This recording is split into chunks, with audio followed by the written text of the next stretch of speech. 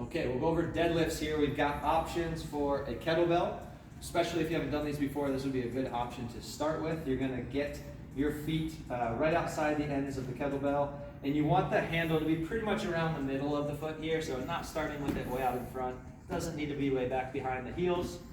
You're going to sit the hips back, keeping a nice neutral spine through there, and then squeeze tight, stand up tall. You're squeezing the glutes tight at the top, the quads are tight, everything's really locked out. Back down, you can touch, come back up. Another option with these would be to not go all the way to the floor. So that can depend on how much range of motion you have, how comfortable you feel with the depth.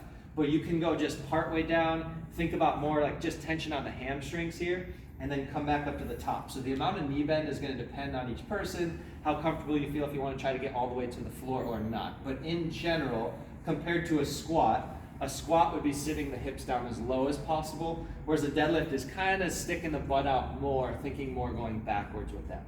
When it comes to the stance, you can go with a little bit of a narrower stance if that feels okay for you. You can go kind of a medium width, or we also have a sumo stance, like an extra wide stance here with the toes pointing out.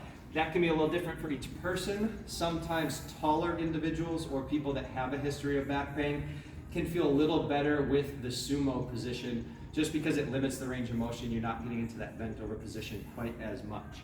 So those are the kettlebell options. The barbell options are going to be pretty much the same as far as what stance you decide to do.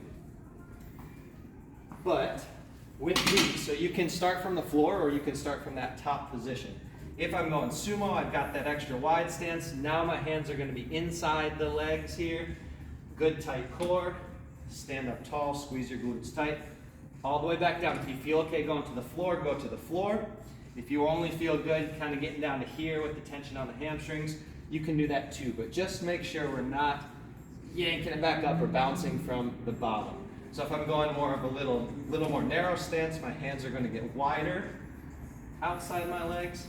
And then I have the same options. I can go to the floor, or I can just go partway down until I feel like I've got good posture, but if I don't feel comfortable going lower, I won't go lower. Good lockout at the top, and then come back up.